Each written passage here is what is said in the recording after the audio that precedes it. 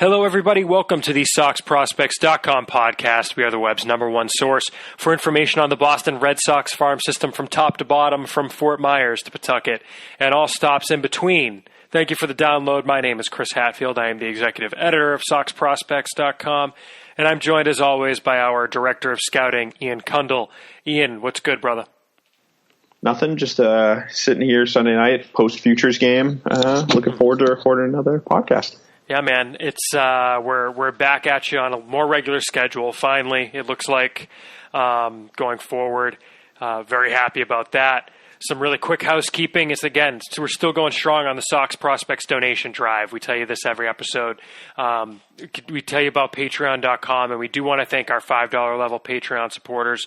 Those would be Sox Signatures, Lendell Martin, Kirby Miller, Gerardo Ian Tosca, Kyle Costigan, Tyler Wooddraw, Jeff Traynor, David Nardone, Tim Harding, Ernest Shermer, Bill Stanton, Deb Kendall, Evan Kirkwood, Chris Fox, James O'Hara, and our newest $5 level supporter, Nathan Kenyon. Thank you for joining the crew, Nathan.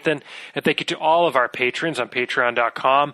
But even if you don't want to make a regular contribution pledge per episode of the podcast, we could still use your support. Go to SoxProspects.com/donate.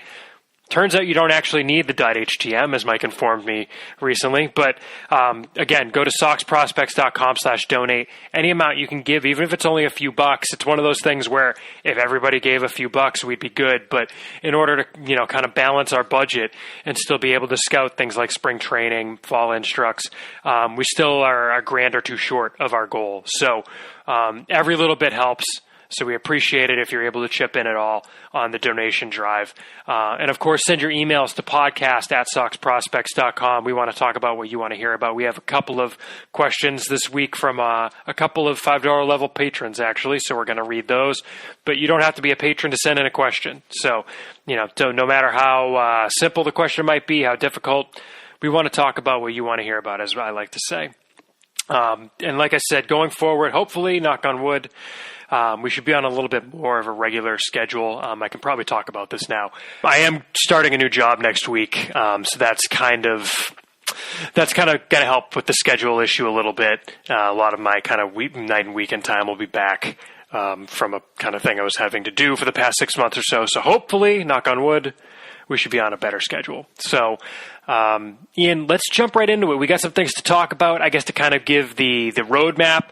Today, what we have to talk about, we've got the July 15th rankings update. We do have, there's only a few guys who moved, so we can probably touch really quick on all of them, actually, Ian. We've got kind of wrapped up in there. I have seen Salem a pretty decent amount recently. You have seen Lowell. And, of course, I was at the Futures game today to see Brian Mata. And we also have international signings and the final draft signings. A couple of guys signed late. But that's about it.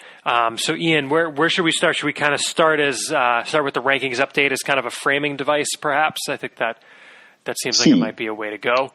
Yeah, that seems like a good idea. Yeah, so we've got the rankings update went up, and like I said, only a few changes really in the most recent rankings update. We give ourselves the July 15th mid-month update, mostly to do draftees that sign after July 1st, so that we don't have to wait all the way to August 1st to sign them, and also to get the top international signees in there. So I guess kind of going down the list, I guess the Salem guys and Lowell guys will hold off on until we talk about what we've seen there, Ian. The only movement in the top 10, or I guess on the first page, was Bobby Dahlbeck, the third baseman from Salem, who has been absolutely on fire lately. He moved up from 12 to 9, and his projection got changed from a 4 to a 4.5. We'll talk about him. It's kind of crazy. Whenever someone goes on one of the hot streaks, like the kind he's on right now. No, there's hot streaks and then there's hot streaks. Well, fair, right? But it's just, I'm pulling the numbers up now. He homered again today. Did he homer again today? Yeah.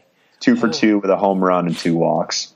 So since June 29th, entering today, in 14 games, he had 8 home runs and 6 doubles and a triple. So in those 14 games, he is slugging 1,038. I think that's how you read that. I'm not quite sure how you read that. And of course, not coincidental, he's only struck out 16 times in 61 plate appearances. So 16 divided by 61 is a 26% strikeout rate. Yeah, I mean, that's fine. Also not coincidental, he had a 1 for 4 and an 0 for 4 on July the 11th and 12th, in which he struck out 5 times in those 2 games. So, I mean, really, when we talk about the strikeouts, I guess we're kind of getting into them, but when we talk about the strikeouts, we always get the response of, well, guys strike out more in the major leagues now. It's like, well, no, you don't understand. Like, the guys who strike out a lot in the major leagues didn't strike out at a 35% clip in high A. It gets harder to hit as you go up. So the problem is that if you're striking out that much in high A, it's only going to get worse as you face better pitching. And you're going to have problems hitting the ball and getting to, in Dahlbeck's case, the game power, right? So, you have to kind of find a balance. Yeah, he's never going to strike out at a 5% clip or anything crazy like that, but you want the number to come down, and the number was coming down, but he was on such a hot streak that it made his season numbers look ridiculous. He's slugging entering today 570. That only goes up with the homer today. I mean, they're video game numbers, but when you look at what the numbers were, on June the 28th, the guy was hit at, only slugging 470. So in a little over 2 weeks, his slugging has gone up 100 points. Which is crazy this late in the year. Oh, it's insane, right? I mean, it's a tribute to how hot he's been, but it's just kind of like he's 49 extra base hits. He was hitting 223 after the game on June the 28th, and now he's up to 260, which just looks completely different. Yep. He's not due for a promotion, I don't think. I'd be fine if he finished the year in Salem. I don't think he will. I think he'll get a couple. Up. He'll go up, but I think he goes up when James goes up to Pawtucket. What's that? Yeah, he'll go up when Chavis goes to Pawtucket. Yeah, I think it'll be after the trade deadline. Also, it wouldn't surprise me if they kept him in Salem until after. If he's still in New York. Sorry, I shouldn't have said that. Ripping away all of our hopes and dreams. But yeah, I would be very surprised. I don't think he's going to go up before the trade deadline. I think he just gets kind of a cup of coffee in Portland. I don't think he's not kind of like, it's weird. Just all of a sudden you get these tweets like, why hasn't Dahlbeck been promoted yet? And I'm like, go look at what his line was 2 weeks ago. Where were you then when he was striking out 36% of the time? Yeah, and even with this, it's still 31%, which is high. Right. So, right. I mean, and he's always going to K. We've always strike out. We've always said that. But it's just nice to see things kind of like turning around because we know the power's there. I mean, we've all seen it. And it was just a matter of, I don't know if it was something, it was his swing was obviously it's long, but if he just makes contact, it goes a long way. And it's a major league quality power. So if he can ever, even if he's hitting like he is now, like even the exact line he has right now, if he can hit 260 at the major league level, he's going to hit 30 to 35 home runs a year. But the question, and if he can hit 260 and strike out at a 30% clip, he's going to be like a borderline first division player. It's just the question is, I'm still not sure he can hit even 260 at the major league level, and that's what we're going to need to see because upper level pitching is going to be, it's going to be a challenge for him, especially when he gets to Double A and starts facing those junk balling 26-year-olds who just throw a bunch of hooks in like 88. That's going to really test him. Is he going to get like antsy and try to jump all over that, what it looks like a BP fastball to him and be chasing stuff? Or is he just going to sit back and figure it out? So we'll see. We've already gone down the rabbit hole so much on Dahlbeck. We might as well get into what I saw when I saw him. I mean, I did kind of chart some of his at-bats. So for example, the first at-bat I saw on July the 5th, swinging strike at a changeup, spits on a slider, swinging strike at a changeup, and then hits a missile line drive off the base of the wall that you could hear behind home plate for a double on a garbage 88 miles per hour fastball, quote unquote. Later his home run that day was on a 75 mile per hour breaking ball that he went to right center on, just a bomb. On the 7th, let's see, third inning, strike swinging on a fastball up, fouled off 90, looked at 90, looked at breaking ball at 76, fouled off 89, home run to right field on a 90 mile per hour fastball. So a good at bat, but again, there's a swing and miss there, right? It's not it's not bad umpiring. It's not, there's swing and miss in the game here. Fifth inning, doubled on down the left field line. He took 80 for a ball, fouled off 89, hit 87. Let's see, one at bat later in the game, curveball for a ball, fastball fouled, curveball swinging strike, 92 for a ball, 80 for a ball, 91 for a swinging strike to go down swinging. So he's swinging and missing. That's what's happening. Defensively, he's fine at third base. He's at least an average third baseman, if not above average. I wouldn't go plus. It's definitely a plus arm minimum.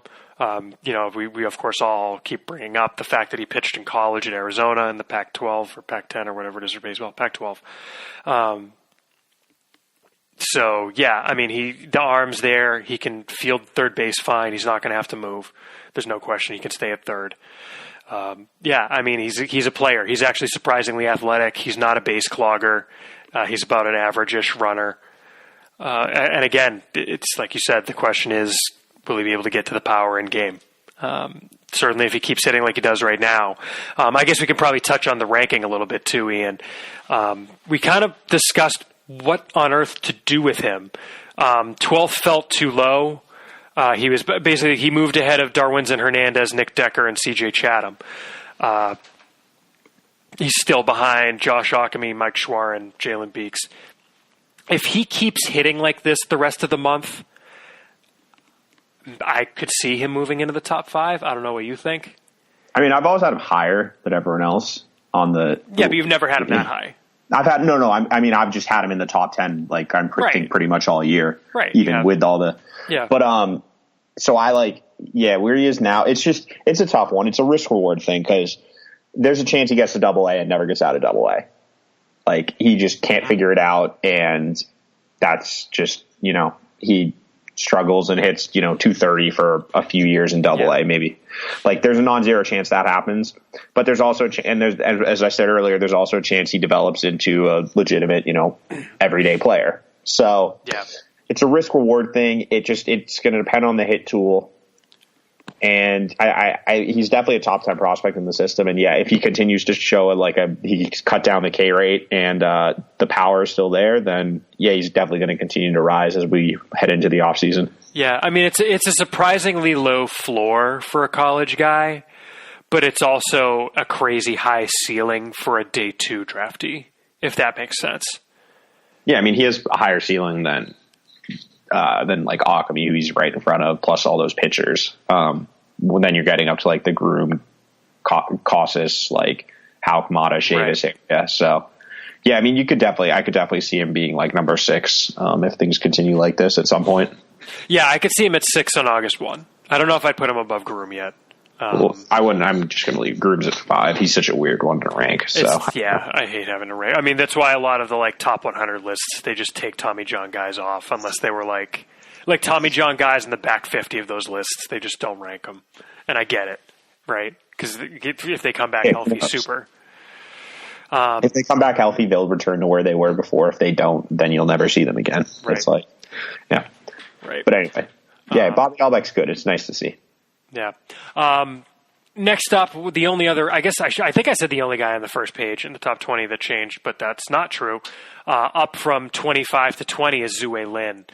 I think that was just kind of us realizing he was playing really well lately, Ian. You're the one who had kind of pointed it out. What did you notice? Just the AAA numbers since he got sent back down? Well, it was just, I think he was like 22 months ago or before the draftees got added.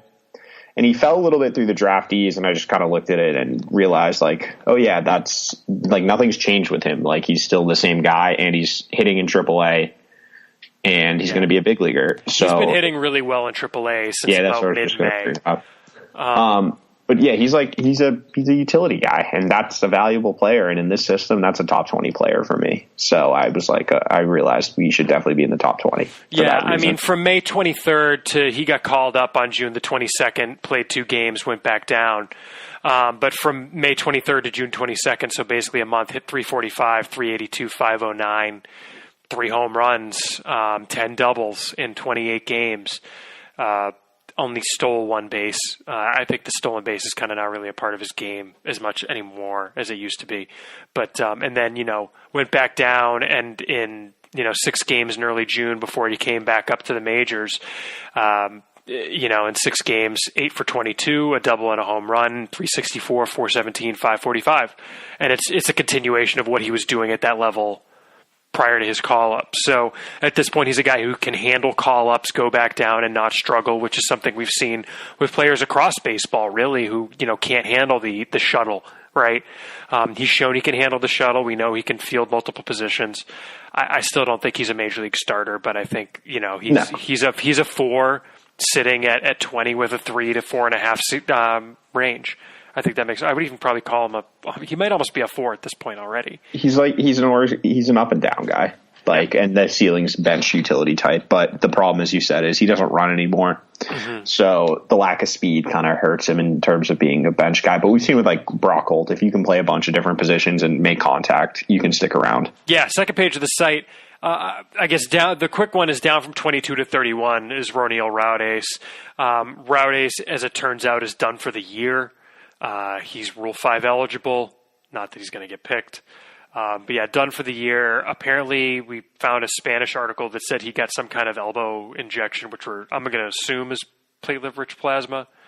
I think that's kind of what we all are assuming, Ian. Hopefully he can avoid Tommy John if that's what this is leading to potentially. But elbow injury hadn't been great at Salem this year, honestly. It's kind of not a good situation for Raudes to miss time like this. Anything to add? Not really. I mean, he's kind of peaked. He peaked, what was it, 2 years ago when he hit Greenville really early. But the stuff, I mean, his velo's increased a little bit, but with pitchers. He was up to 11 to start this year.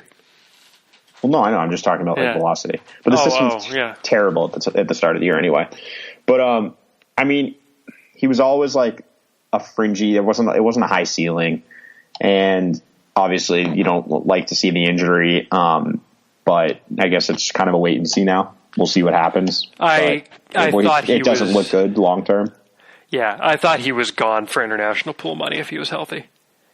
I could have seen that, yeah. I mean, instead of Lorenzo Cedrola. Did that happen since the last one? No, we talked about that. No, that happened. No, we predicted it on the podcast, remember? Oh, that's right. Literally said it. That's right. You're like, Lorenzo Cedrola is probably someone they trade for international money, and then they did. Yeah. So but we can touch on that briefly in the international period. When we get to that, yeah. Yeah, we'll get to it. So Raudes down to 31. Moving up, and Ian, I guess this is your turn. Jarren Duran, the Red Sox draftee in the 7th round this year out of Long Beach State, a second baseman who they have also been playing in center field a little bit. Presently entering today's game, hitting .359, .406, .587 for the Lowell Spinners. You've seen him. You like him. Talk. He's just not a very Red Sox player. No. He's a 70 runner. I mean, I got him 406 down the line and 401 on a jailbreak or 399 on jailbreak or something absurd.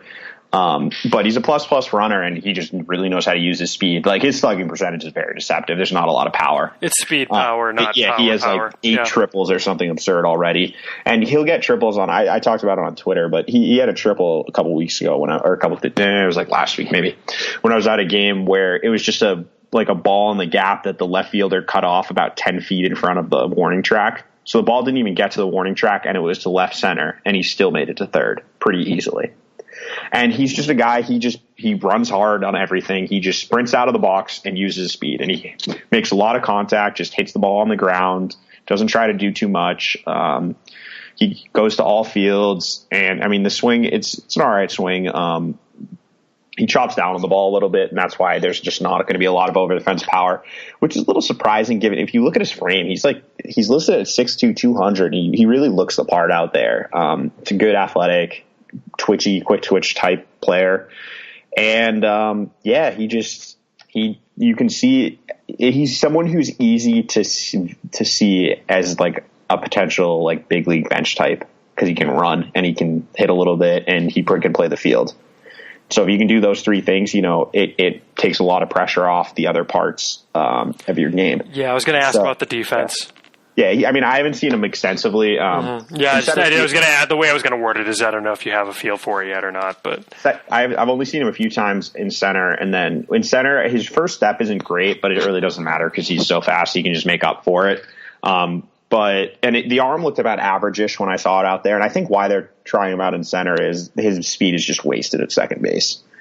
When you've got someone who's an athlete like him, restricting him to just moving left and right on ground balls is not ideal. So I can see why they're trying him in center field.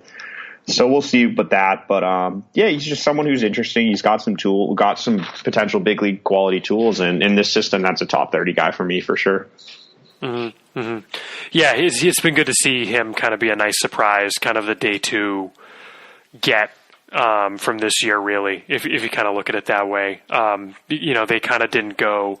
It's basically been him and I guess Durbin Feldman, who's been unbelievable in Lowell and now Greenville. It seems like he's not going to be at Greenville long. He'll be Salem probably next week after. Yeah, I mean, he's going to move quick. I mean, he's just not being tested whatsoever. It's easy to see why. Yeah, but then it's like, you look at last year and, the day two get, we'll have to see if when Scherf comes back, is it him? Is it, this year they didn't really have the above slot guy on day two that they have in the past, although I guess that's because they got it on day three and Nick Northcutt, but yeah, because like Duran only got 200K or 180K. Duran got slot 189. Yeah, that's a good signing for that money. Yeah, for sure. I mean, I think part of it is if he was 19 or 18, he probably goes in the first round with his tools. But he's 22 already, so it's like, or 21 already. And apparently what we've heard is that at the Long Beach State coach teaches them to chop down on the ball, essentially. Yeah. That makes a lot of sense because I'm pretty sure he led his team in home runs with two. Yeah, he was first or second with two. Yeah, and those were the only two home runs he hit in his college career. So he's 21. Although, I do wonder if they will try to retool his swing in the offseason. I understand the numbers are really good, but the speed plays a significant role in that. I do wonder if they'll try it out or if they'll just be like, this is what you are. We like it. Let's keep it going. Do you know what I mean? Yeah, could be. Because he has a frame of somebody who looks like they should be able to drive the ball a little more. Right. But with him, it's just a lot of contact on the ground and then, some fly balls also. So we'll see.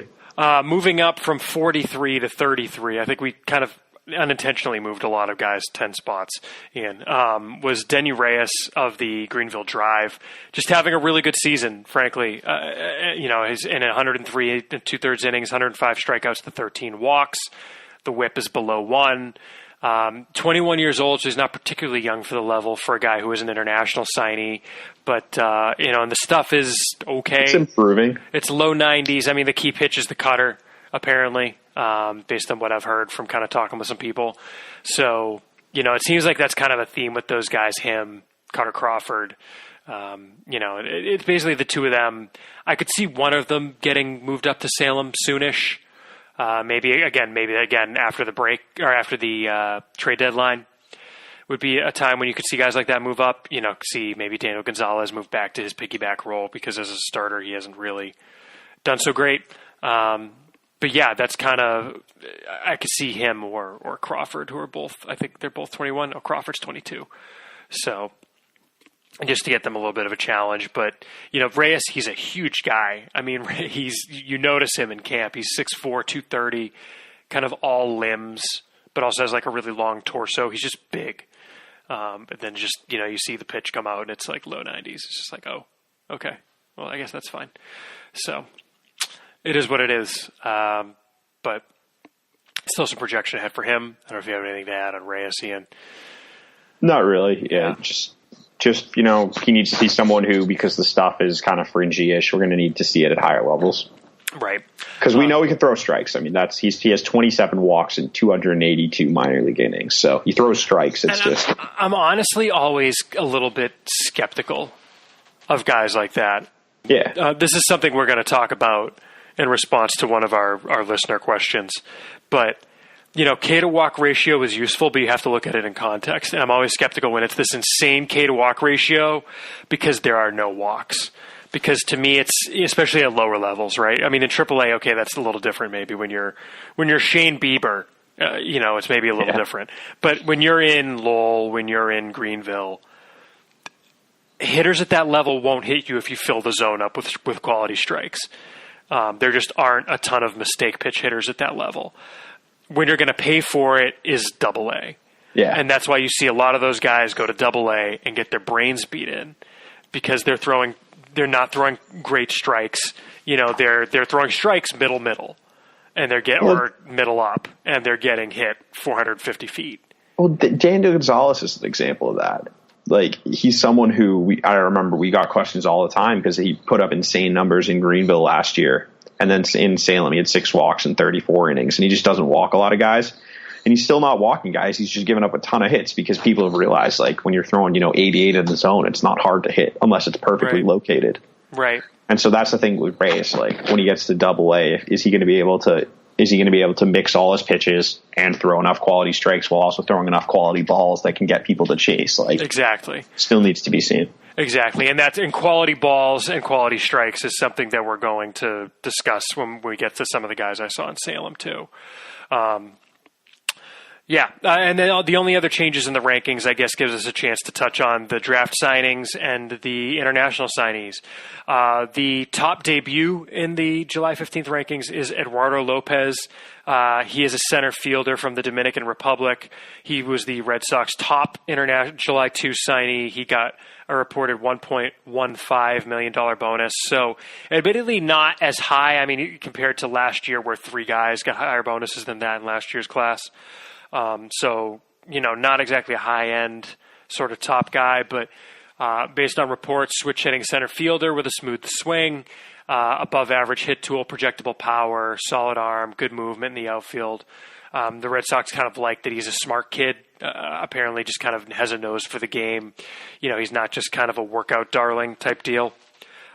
So he tops what really has kind of been – it's not a kind of – high-end list of signees this year. The Red Sox seem to be doing a lot more in the kind of $300,000 to $500,000 or $300,000 to $600,000 range. We know of 2, 4, 6 signees in that range. 4 of them outfielders. Those being Eduardo Vaughn from Panama, Brian Gonzalez from the Dominican, Giancarlo Santana from the Dominican, who notably is Manuel Margot's cousin. Ian, I think it is. Correct, and when you see his face, you can see a lot of resemblance. Right. And Albert Feliz, another outfielder from the Dominican, a catcher from Venezuela, Naisbel Marcano, and a right-hander from the Dominican, Gabriel Jackson. Catcher from Venezuela is interesting. Unfortunately, don't love thinking back to Daniel Flores last year, but you don't really get a lot of catchers from Venezuela. No shortstops either. There's no shortstops in that group. There are a ton of shortstops in the class that have been assigned so far. I see 1, 2, 3, 4, 6, 8 that they've signed this month. I mean, that's part of the Dominican, though, because when you see it, almost everyone's listed as a shortstop or a center fielder. Right. But they sign. Right, because that's what they are. I mean, but then you look at Danny Diaz, who had already signed as a shortstop.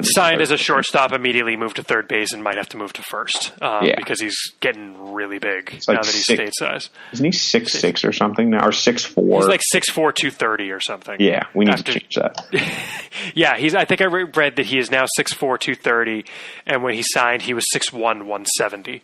Yeah. But it's interesting, though, that they still have a ton of money left. They still have a decent amount. Well, we think they do. Part of that depends on bonuses that haven't been announced. That's true. But if the ones they've announced, they have like $3 million left or something. But it's interesting because first of all, I'm a little skeptical because they did trade Lorenzo Cedrola to Cincinnati for $1.5 million in pool space. And you don't do that if you're not going to spend it. Right. And it's interesting because they can trade for another like $2 million more. Yeah. So it wasn't like they just said, "Mate, trade someone to get our pool up as high as it can go." Right. It was they made the trade for a certain amount of space. I think a lot of people immediately on our forums went, "Oh, Victor Mesa They're going to go get Victor Mesa from Cuba, who's kind of it's a great name because his father is Victor Mesa, and like the reliever? children. You mean the reliever? No. Oh, that's what I was thinking of, right? Yeah. No. His father's name is Victor Mesa. I guess he played in Cuba. Yeah, he did. I was thinking of Jose. And right. The kids' names are like Victor Jr., who's not Victor. Yeah, it is like, Victor Jr. It's like there's three different... It's like the George Foreman type situation. It's really interesting. But at any rate, yeah. We don't know what the deal is. We don't know. I mean, the thing with Victor Mesa is that, like, right now he's working out somewhere, and teams don't even know when he's holding a tryout. Because he hasn't been cleared yet, so... Right. Well, no. I think he's been cleared, but... I don't think so. No, I'm looking at an article from July 2nd that says he's not eligible to sign yet. Oh, okay. Well, there you go. Let me see. I'm trying to find any info. Yeah, I don't know. The article I'm looking at says he's not eligible to sign yet, but who knows? Yeah, I mean, if he wasn't eligible on July 2, he's not yet. I assumed he had been cleared a while ago, but at any rate, teams don't know what the deal is there yet. I think if you want to say that's why the Red Sox are leaving the other $2 million or so, just in case, I think I could buy that. But I don't think that the money that they have under the money they've already traded for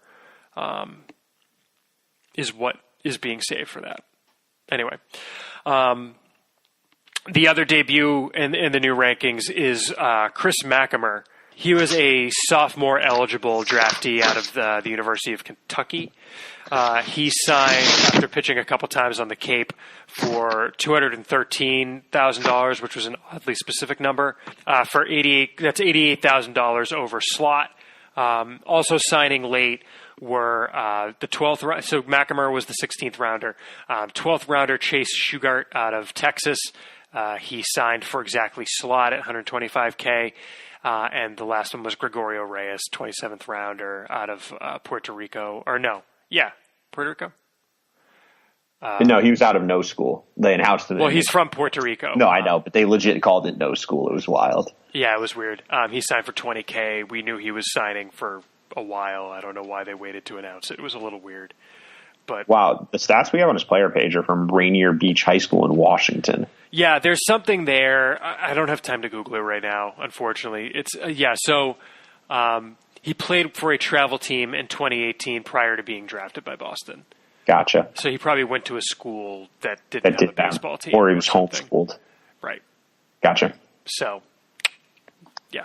Yeah, so they didn't sign the 14th round pick Nick Lucky and the 20th round Case and Howell. Other than that, they signed everyone in the top 28. You know what that is that they didn't sign Nick Lucky. Yeah, it's unlucky. I know. It's unlucky.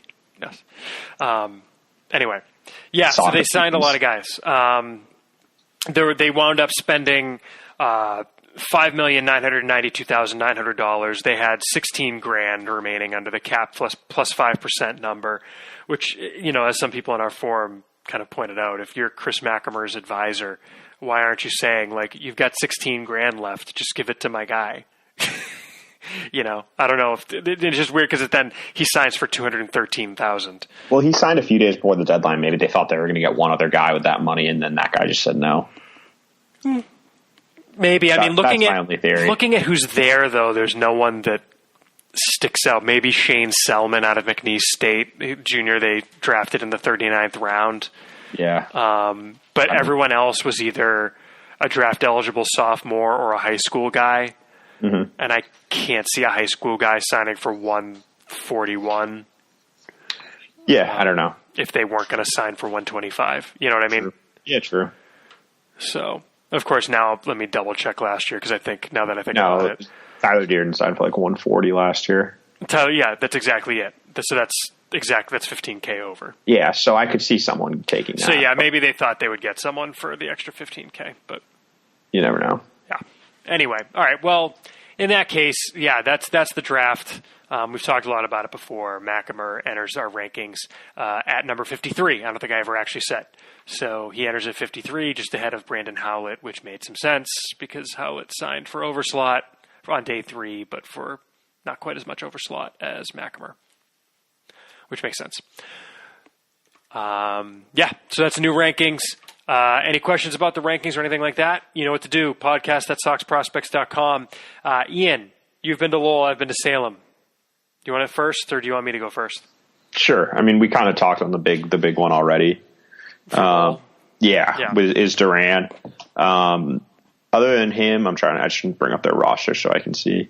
I've seen almost all their pitchers. I saw Thad Ward. He's probably the first one we should talk about. He was the why don't you just pick some highlights is what I was going to say. 5th round pick, I want to say. Yeah, 5th rounder.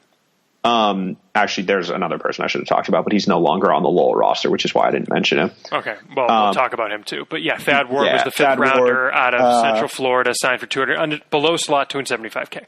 Correct. And he's athletic.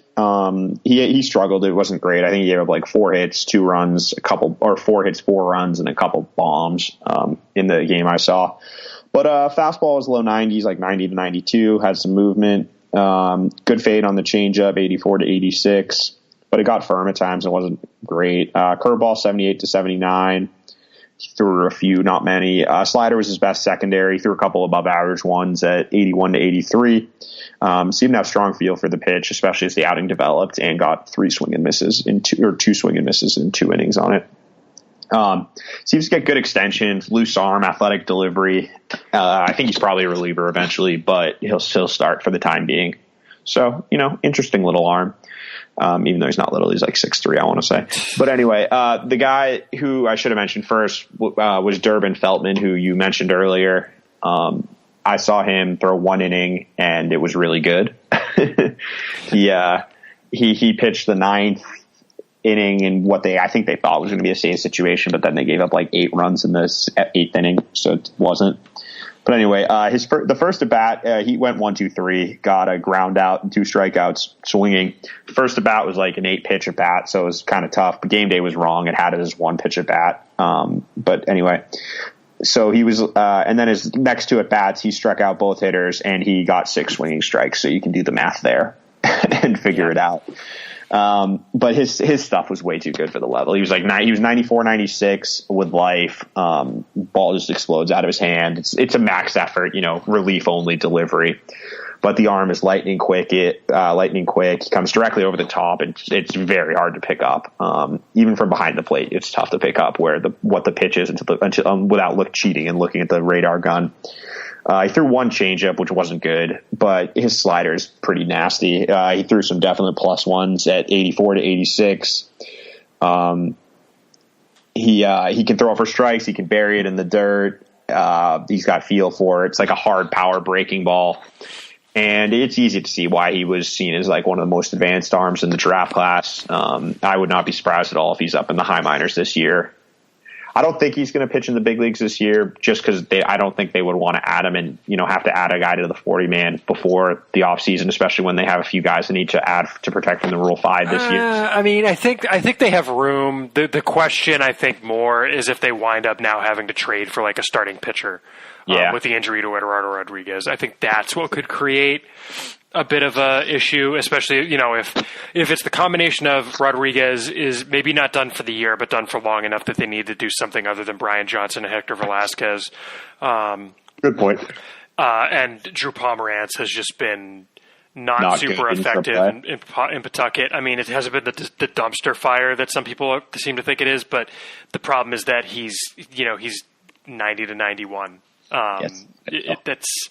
He needs more velo than that. And if the velo is not going to come back, if the feel for the pitches isn't going to come back, they do need to trade for someone.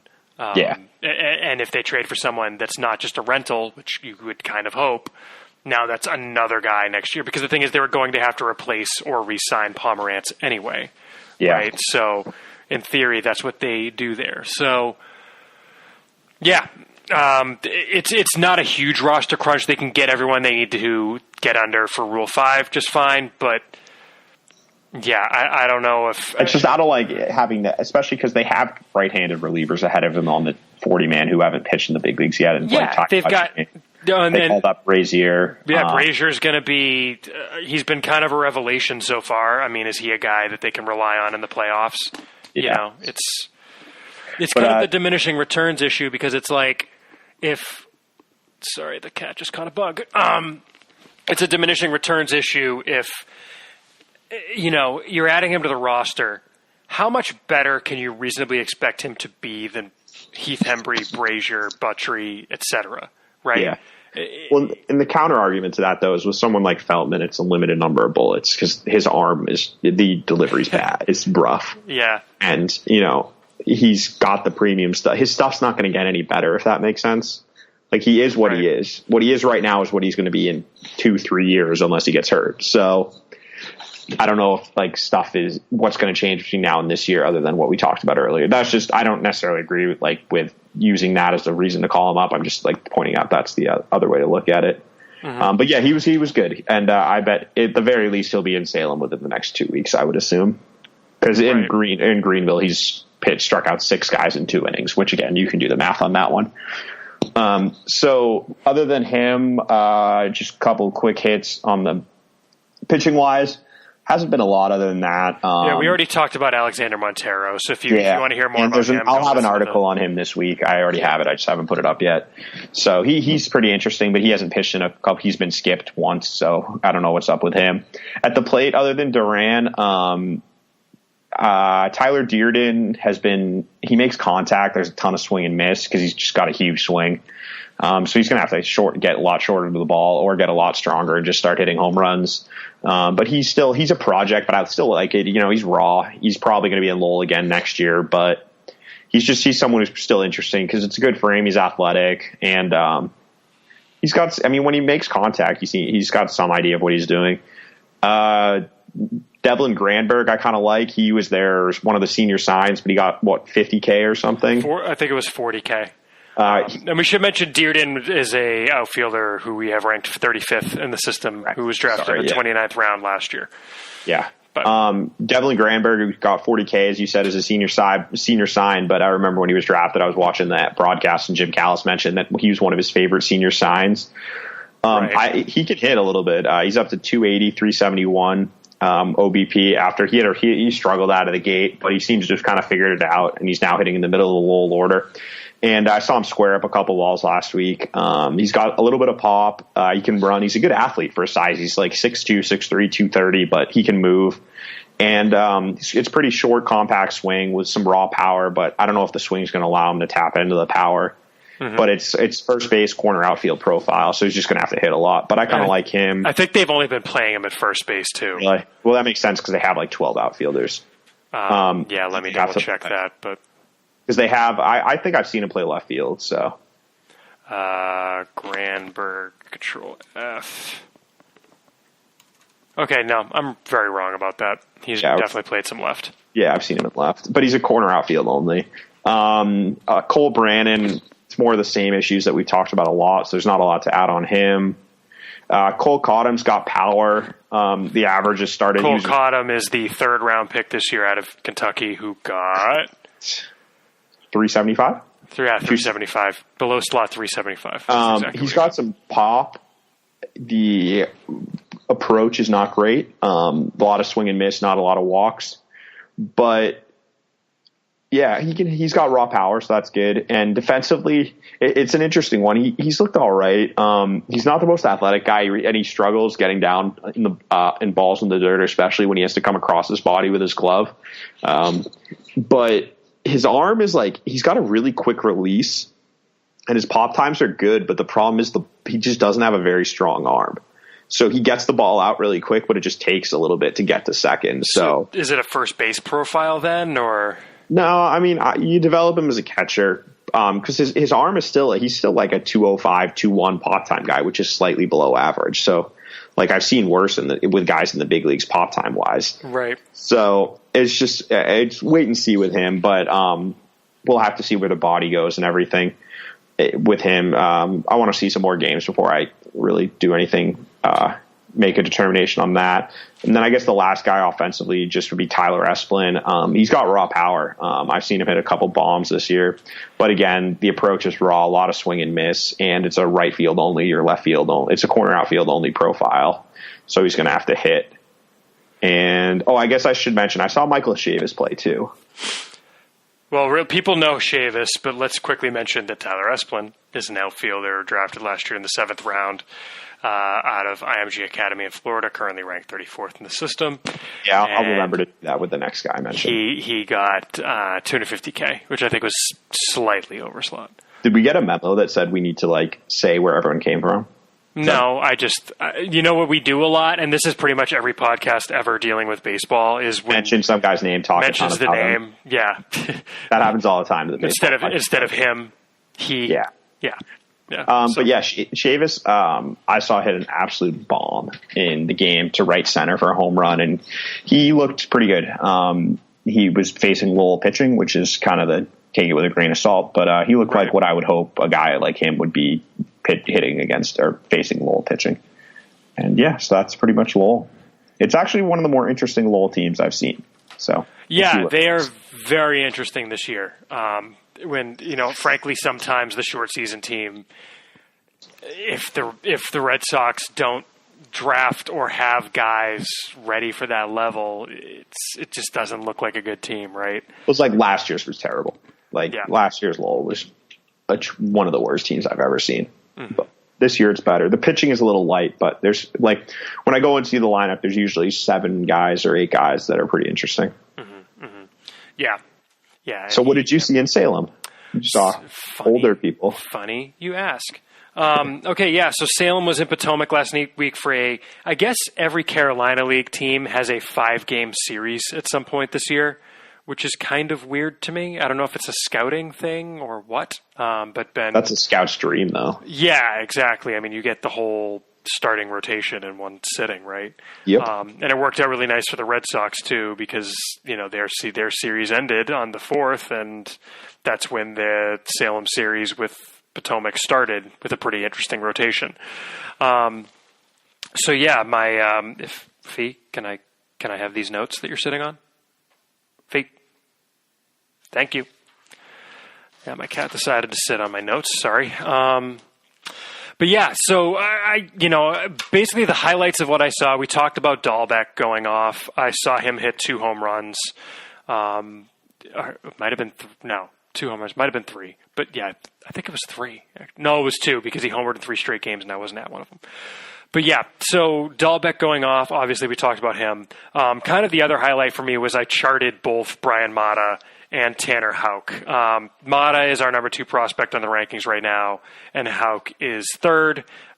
They've kind of been going back and forth in those 2 slots this year. Or I guess not those 2 slots, but between each other this year. Mata was interesting to me because I wanted to kind of see what the deal was. He leads the Carolina League in walks. It's actually kind of funny. Mata leads the Carolina League in walks. Tanner Houck is 2nd in the Carolina League in walks. And Ian, who do you think is 3rd in the Carolina League in walks?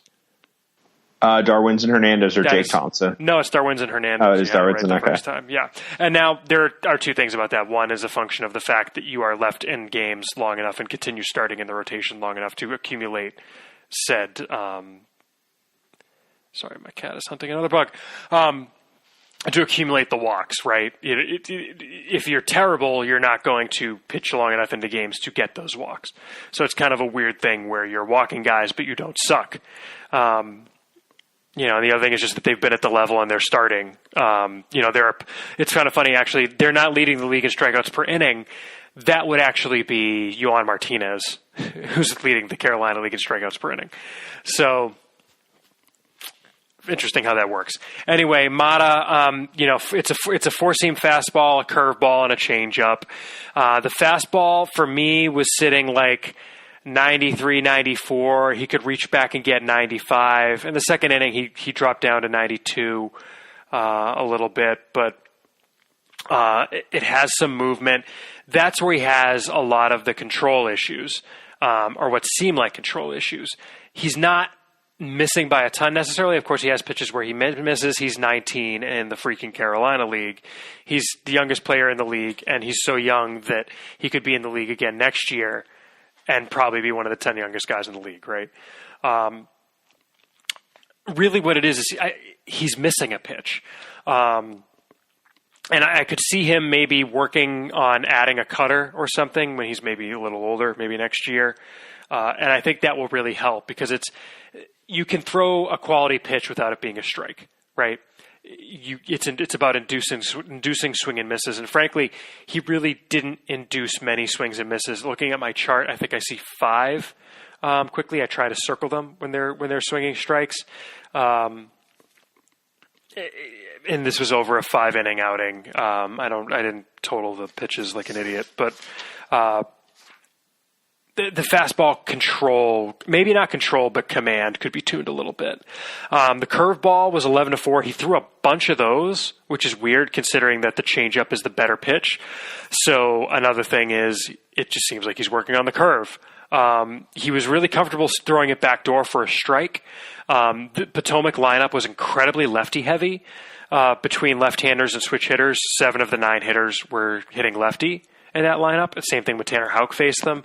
And the top 6 hitters were lefty, or switch hitters hitting lefty. So he was backdooring that curveball a lot as opposed to throwing the changeup, which, it was interesting that he was going to that against lefties, where usually you would think that's when you would use the changeup. But he was working on the changeup. He was very comfortable using it to steal a strike. He actually led off 1, 2, 3, 4. I think that's a 7, 8. So 5, 6, 7, 8, 9, 10, 11, 12 of the hitters he faced, he started with the curveball. And I think, honestly, he got to a point later in the game where he was more comfortable throwing the curveball for a strike than he was the fastball, because hitters were laying off the fastball when it wasn't in the zone. So it's 11-4 break. It's an okay pitch. Might get to average. You can use it to steal a strike, but really I think the bread and butter is going to be 4-seam changeup and maybe some kind of cutter or slider that they add to his repertoire. I think that'll probably also work a little bit with his arm angle. He works really, really fast. Kind of at a Brian Johnson type level of how quickly he was working. I would like to see him slow down a little bit, honestly. He was working really, really fast. He didn't seem like he was getting frustrated, but it just kind of seemed like, maybe he works best at that pace, and that's fine if that's the case, right? If that's what works for him, cool. I'm not saying it's a problem, but it's almost so obvious that I'm sure that they've talked about it. About him maybe slowing down a little bit, but he was a really fast worker. He'd get the ball, get back on the mound, and throw it, which is great if you're playing behind a guy. It's great if you're a fan, of course. I'm not sure if it's a pitch clock thing. It seemed like today at the Futures game, which I should also probably talk about because I was there, he was working a little bit slower. And again, today at the Futures game, actually in his 1 inning of work, he was working 94 to 95. And you kind of saw these issues. The first batter he faced, which I think was Cabrian Hayes of the USA squad from the Pirate system, who's in Double-A. Hayes worked a walk, but he fouled off a bunch of pitches and got to 3-2. He wasn't swinging and missing at anything. But that said, I think he then gave up a hit, which was just kind of like a seeing eye ground ball up the middle. Came back and got out of the inning without giving up any runs, including striking out Colorado prospect Brendan Rodgers on a nice curveball that kind of broke out of the zone. He really didn't throw that kind of pitch in the game that I saw, or at least didn't really induce any swings and misses on it. And I don't know if I said the velo range yet, but 76 to 80 was what I had on the curve there, and I think today he was, I think it was like 76, 77. And then the changeup, it's a high 80s changeup. It's like 86, 87 or so. I got some 85. So 85 to 87 is what I would call the changeup. He's got confidence in it, comfortable throwing that in any count as well. But like I said, the outing I saw, he was throwing more curveballs. Any questions on Mata, Ian? Anything else that I'm I'd just say I was watching the game today, and the StatCast data was online, and he was fastballs 94, 96, changeup 86, 88, curveball 76, 79. Right. And the strikeout was on the 79 mile per hour curveball, as you said. Uh-huh. So it looked like kind of what I expected from Mata in terms of we've heard the velocities increased. Yep. And he walked a guy, gave up a lazy hit, and then buckled down. Got out of it. So yeah. Sounds about right. Yep, and he's actually done a really good job working his way out of trouble. He's induced a lot of ground balls this year, which is new. I think his ground ball to fly ball ratio is like 4-1 or something on our numbers, not the MILB numbers. So Good out of him. Tanner Houck, disclaimer, first of all, I missed his first inning of work because I screwed up on how long it was going to take me to get out to Potomac. I guess Woodbridge, actually technically not, Potomac is a place in Maryland where rich people live. Whereas the Potomac Nationals play in Woodbridge, Virginia, which is a place that they are hoping they won't have to play anymore because they're actually thinking about getting a new park further away from me, which would kind of suck. But Tanner Houck has really kind of reverted back to a lot of what he was. You've heard us talk about him a lot here on the podcast. Ian saw him in Lowell. And your take, Ian, I don't want to put words in your mouth, but it was the four-seam fastball was very straight. The two-seam's pretty good. The slider's good. But it might be a reliever profile. Do I have that correct? Sure, you do have that correct. The four-seam was just really straight and hittable. Mm-hmm. And it sounds like that's kind of what they saw and why they switch back, as you saw. Yeah, I mean, what they were doing really was they were trying to give him a profile that would allow him to stay in the rotation, and that didn't really take. And I applaud them for trying it. I applaud them for getting away from it when it didn't work. He looks a lot more comfortable throwing like this, and it wasn't a complete wash. So it's still two-seam breaking ball. Change up. He throws the two seam most of the time. He's just in and out with the two seam, in and out with the breaking ball. Turns out the breaking ball is still the spike breaking ball they were teaching him.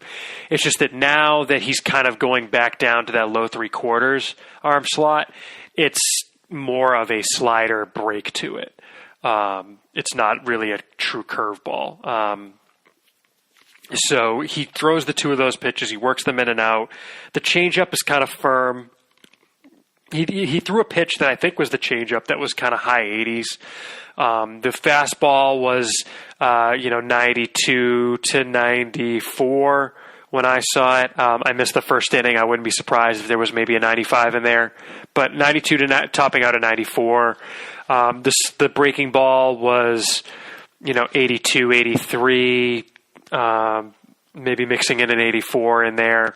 And like I said, the changeup was like 87 to 88, 89. Not a great pitch. Really with his profile, he needs to develop that third pitch to stay in the rotation, I think.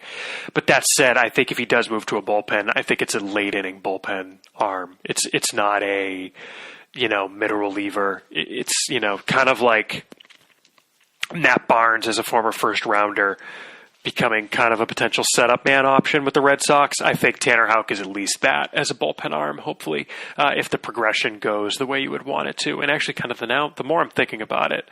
So Tanner Houck was picked 24th. Matt Barnes was picked 19th. I thought he was later. But Houck, very confident out there. He had a very good outing. And what I really liked out of the outing, in particular, he pitched into the seventh. Leadoff batter, grounded out to second base. Second batter got a ground ball single that just kind of ate up Bobby Dahlbeck. Could have been a ground ball out, but just kind of took a rough hop on him. It was kind of smoked. I think it was scored a single, and I agree with it. And then the next batter, Houck walked. Pitching coach comes out for a mound visit, and you can just tell Houck bared down. The next batter, who was actually Rhett Wiseman, Boston native, went to Vandy, was a high draft pick. Wiseman actually wound up walking, but like on a 3-2 pitch. Houck got 2 swinging strikes that at bat.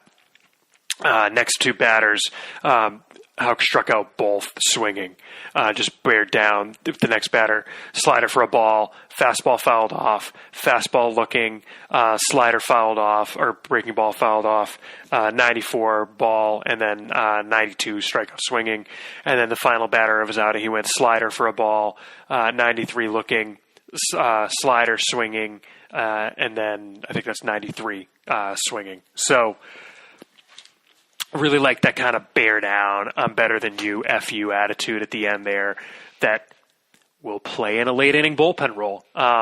We say that sometimes it sounds like it's a bad thing, but honestly, I like Dahlbeck I like Houck in a potential late inning role. I think he'll be very good in that role. I'm not giving up on him as a starter yet, but it's not, gun to my head right now, I would say it's a late inning reliever, but he could certainly start. It's a good fallback to have. Yeah, I mean it's different than you look at some guys who just is the stuff going to play up in that role. When it's guys like Brian Johnson, I was very skeptical of succeeding in a relief role because he's the type of guy whose stuff just really doesn't play up in that sort of usage. Sorry, the headphones kind of push on my temples and make me yawn. But anyway, yeah, he's not the type of guy that has a profile. Whereas I think Houck definitely does, especially if in a 1 to 2 inning role. If the fastball gets even harder, if he's starting to throw in kind of a 2-seamer in that kind of 94, 95, 96 sort of a velocity band, I think he could be a really good late inning guy. Position player wise, other guys worth mentioning, CJ Chatham. I mean, he's athletic. He was smoking balls. He had a home run. He got robbed of a home run at one point. A couple of ripped a line drive right at a guy here, ripped a line drive past a guy there. He was hitting really well. Would not surprise me to see him in Portland as well. It wouldn't surprise me if they moved him up at the same time as Bobby Dahlbeck. Now that he's healthy, again, just really for a cup of coffee, he's starting there next year. I don't think it would matter if they didn't do that. But wouldn't surprise me if they did either, especially with Jeremy Rivera really struggling at the plate for Portland this year. Otherwise, Brett Netzer, he's a guy who hits. We've got him, at like 22 now or 21. I think he's at 22 behind Sam Travis.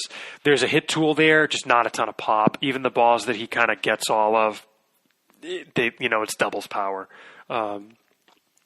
So I think he is what he is. He's, I think he's maybe a second division type guy. I really, if he adds some pop, we can talk, but I think he needs to add some pop for it to really, the hit tool to really play at the major league level in an above average way. But that's really about it. I mean, it's a pretty good team to go see if they're in your town, especially because you're almost guaranteed to see a good starter. I did see Darwinzon Hernandez. I did not chart him. He had an excellent outing. He had I think he gave up one hit. I think he had he came out after, he hadn't given up a hit. He had 6 no-hit innings, but he had walked 5 guys. Sounds about right. Yeah. And I think the thing with Darwinzon is that it's learning that he doesn't have to throw 96 by everybody. He needs to sequence his pitches. He needs to learn to work with the breaking ball, work with the changeup. Let's see if I can find the outing. Yeah, 5 2/3, 5 walks, no hits, 10 strikeouts, which is the most Darwinzon Hernandez line ever. He definitely had it going. It was probably his best outing of the year. I think next month I will push to move him up a little bit in our rankings, honestly. I think there really isn't too much of a difference in my mind. There is a difference maybe a little bit, but between the two guys that I charted and him, I think he belongs kind of in that top 10 a little bit. But being completely honest, I think it's also probably a relief profile for him. Potentially a good one. I don't think it's quite as good of a relief profile as Tanner Houck has, but I think it is probably a relief profile for Hernandez, but you could say that about most pitchers in the system. So, but yeah, I'll probably push to have him up. Maybe he's 12 now in our rankings, maybe to push him to 10, 9, 8, somewhere in there.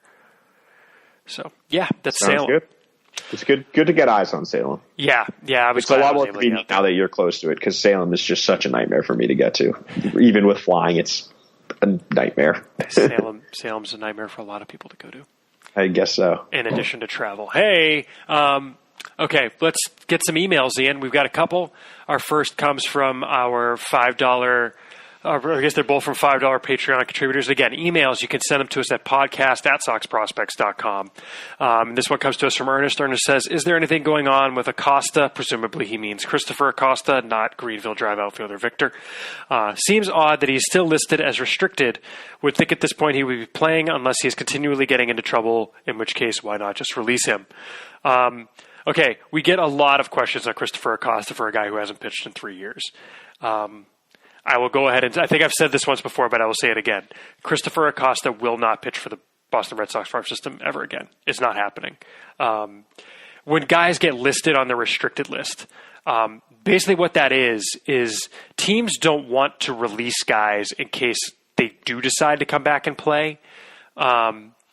or I think it probably, I don't know the details on this, but I think it also might have to do with bonuses and things like that.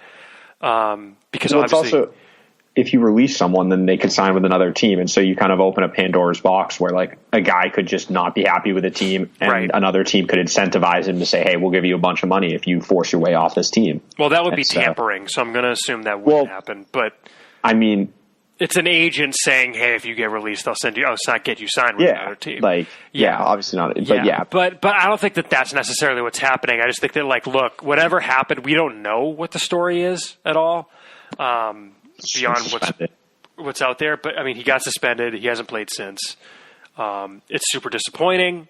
We liked him in spring training that year, but that's 3 years ago. He's not pitching again. The fact that he's listed on MLB.com is really weird to me because there are guys who are on the restricted list who are not. But yeah, he's not pitching again. Christopher Acosta is not happening. Just don't worry about it anymore. Yeah. It's gone. I mean, it's a fair question because, like I said, it's not like this is the only time we've ever been asked that. We get asked it a lot. Yeah, we could probably say once every couple of weeks it gets asked. Or on Twitter or something, Yeah, Twitter all the time. But I get why, because he did get a lot of money. Mm-hmm. And it's kind of, what about him? But yeah. Yeah. But Ernest, to his credit, did say, I did send you in a podcast question probably on a subject you're sick of. I thought he meant he was going to ask about whether they should move Trey Ball to the outfield. I'd forgotten about Christopher Acosta. But, Ernest, you're good. Don't worry about it. We appreciate you.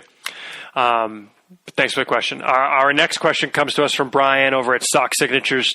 And Brian asked if you could only scout stat lines, which I hate the concept of, but okay, we'll roll with the question. What are the top 1, 2, or 3 stats you would focus on when looking at pitchers to best gauge their ability to get out major league hitters? Ian, I will throw this one to you first. I mean, it's kind of a tough question because you need to have, you're basically getting an incomplete data set when you just look at the stat line, or even more so with a specific stat. You need to combine like that with in person and everything. Mm-hmm. But if I'm just looking at a pitcher, the first thing I'll probably go to is K rate.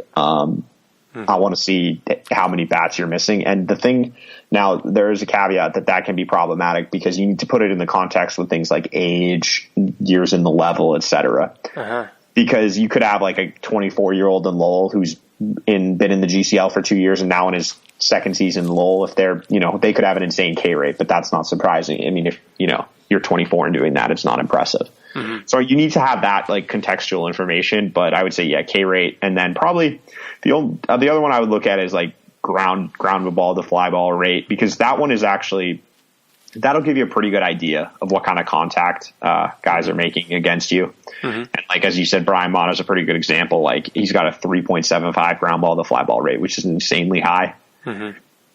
And so that's a good thing to see. So I would say those are the two for me. Yeah. I mean, I guess this kind of also supposes that you understand that obviously the fact that guys are not giving up a ton of runs, a ton of hits, etc., aren't getting crushed. That kind of goes without saying, right? If you're giving up twice as many hits as innings pitched, that's terrible. But you have to kind of be careful with things like hits because, is the defense behind a player not very good? Is the official scores and is the pitcher getting really unlucky? That's 2 today. But you really do have to look at context and things like that. But, there's a difference. So, for example, if you look at something that I'm sure a lot of people are surprised you didn't say, Ian, is strikeout to walk ratio. And I think that it's a very useful stat. It's something that you should look at, right? But there are different ways to have a good strikeout to walk ratio. So, for example, if you look at the Red Sox minor leagues, players with at least 40 innings pitched, okay? The leader in strikeout to walk ratio in the minors is Denny Reyes, who we talked about. Reyes has a strikeout to walk ratio north of 8, which is kind of crazy.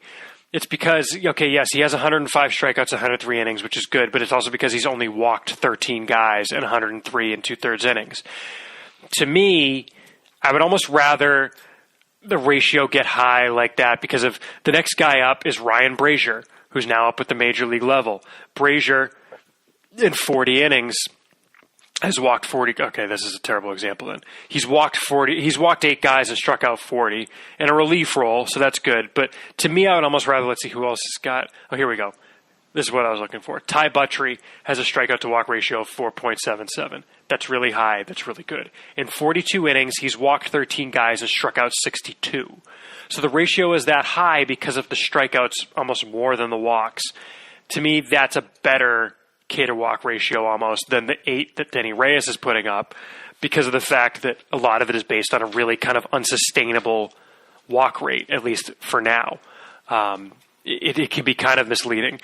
The other thing that we should probably mention is if you have access to things like TrackMan data, which we don't right now for the minor leagues, that would be great to look at, because you're almost kind of, you're doing quote unquote real scouting from the box score, right?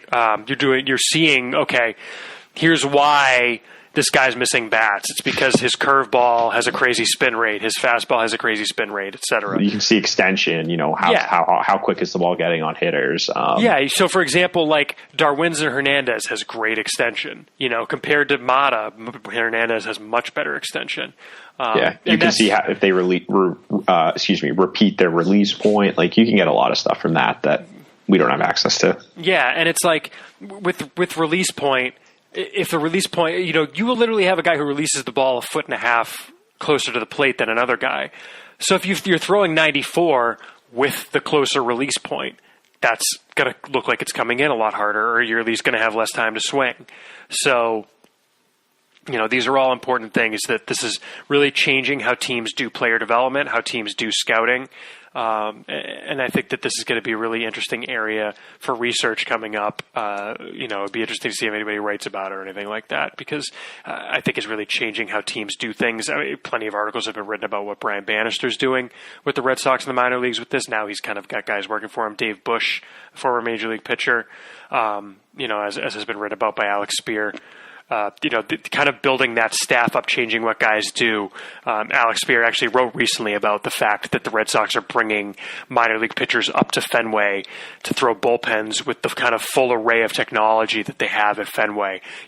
Slow motion, high definition cameras, so you can kind of see all the pieces of your delivery as you're throwing a pitch. Things like, better TrackMan data, instantly available type things. These are all things that they can use as tools to show these guys, hey, look, when you throw a good curveball, here's what you're doing. When you throw a terrible curveball, here's what you're doing. Try to do the first thing. So it's really kind of we say scouting the box score, but things like TrackMan are kind of bridging the gap between saying, okay, I in person see that this guy is missing bats. The numbers tell me this guy is missing bats. Why is he missing bats? Is this something that's going to work higher up the ladder, or is it not? Tanner Houck is going to go out with his current arsenal. He's going to get outs at the high A level. He's not going to get tested until he goes to Double A. Now that he's back to throwing what he did in college, at least somewhat. But is that sustainable? Does that allow him to start at a higher level? Don't know that. So that's why you try something like the 4-seam fastball.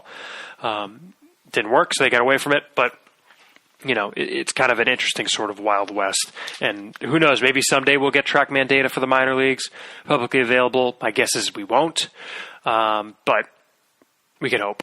So, but anyway, thank you for the question, Brian. As always, it's appreciated. And again, everybody, podcast@soxprospects.com. Send us your questions. We want to talk about what you want to hear about.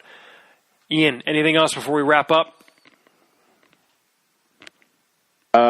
No. We said we mentioned Lorenzo Cedrola got traded to the Reds. Yeah, it wasn't surprising. About that a little bit. Yeah. Oh yeah, we did talk about that. We did. No, I think that's it. We got the trade deadline coming up in the next few weeks. The Red Sox have been linked we got a Twitter question. Oh, we did. You're right. Thank you. We had a Twitter question. That's why I mentioned the trade deadline. Yeah, there you go. Did I get it too? Yeah, I guess this question comes from us from Chris Garman. And that, for example, is a reason why you email us questions and don't tweet them at us. Because if you email them, there's you can tweet them. It's just I'm probably going to respond on Twitter rather than on the podcast. Right. If you want us to answer something on the podcast. And this, are you talking about the one from Brian Dixon that we got earlier today? Correct. He says... It was a few days ago. I says 1 day for me. Or 1 day ago, yeah. What does a Zach Britton to the Red Sox... what does Zach Britton to the Red Sox trade at the waiver deadline look like? Ian, what does a Zach Britton to the Red Sox trade at the waiver deadline look like? Well, I mean, we kind of seen the relief market set a little bit with the Kelvin Herrera trade, who is probably the best reliever who's going to get moved, I would say. Mm-hmm. And I'm trying to bring up what the Nationals gave up there, but I believe it was like 2 guys in the 10 to 15 prospects. It struck me, well, I mean, it's all relative when you talk about team lists. Yeah, right? It was 3 guys, though. But it struck me as a trade the Red Sox could have potentially gotten in on. Mike Rizzo from the Nats did a really good job of kind of getting in quick and getting the deal done. Yeah. That said, I remember there was one piece that the Red Sox didn't really have, and it was there was a pitcher involved that was at like the DSL level who was throwing like mid to high 90s. Yeah, he was like a lottery ticket high upside guy, which I'm sure the Red Sox have one of those guys. We just don't know who it is. Well, right. It's like when they traded Gregory Santos, who's now like DSL last year. Good with the Giants. Yeah, when they traded him for who the heck did they trade him for to the Giants? Was he in the Nunez deal? Yeah, he was with Sean Anderson. Oh, with Sean. Okay, right. We hadn't heard about him, but then when you read the scouting report about him, it's like, oh, if we had known that, he would have been ranked probably. Yeah, which is why it's, again, example 400 of it's impossible to get information on the DSL guys because no one scouts it. Right. Who he talks. Right. So, yeah. That package looks like Dahlbeck.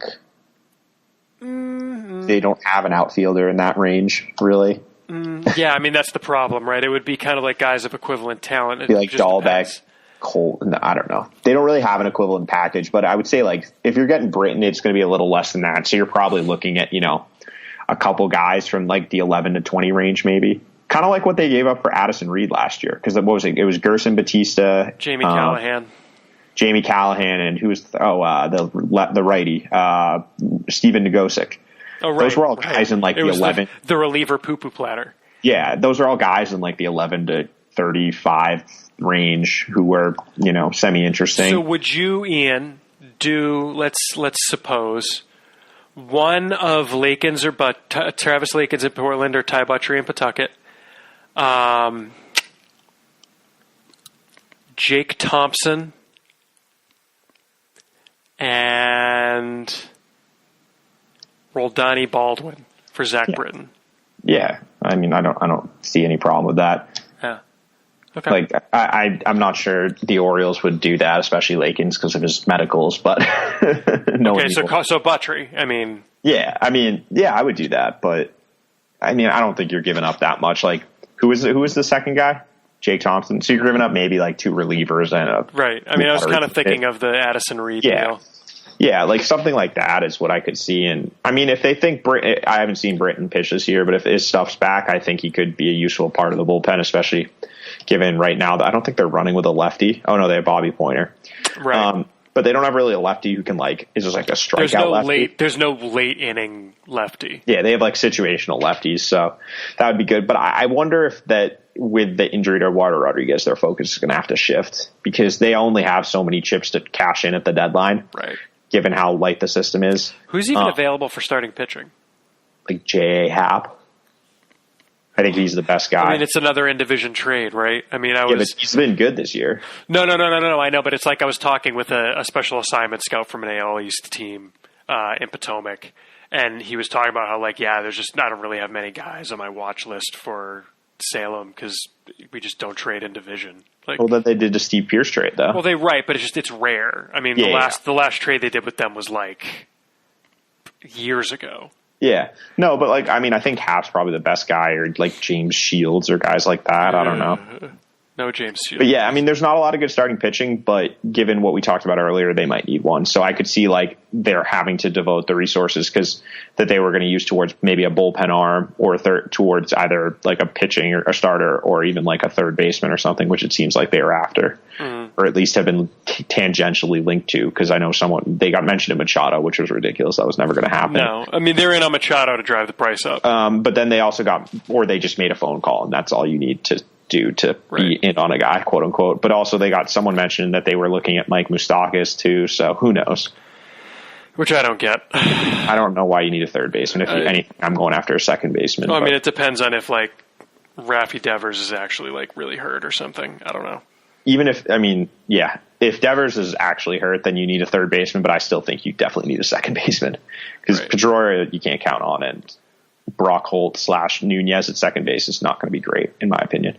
Well, because right now it's Brock Holt at second, Nunez at third. Well, but even Nunez has been terrible this year, so we'll see, though. It's going to be interesting, and when it happens, we'll talk about it. That we will, and that'll happen on the SoxProspects.com podcast.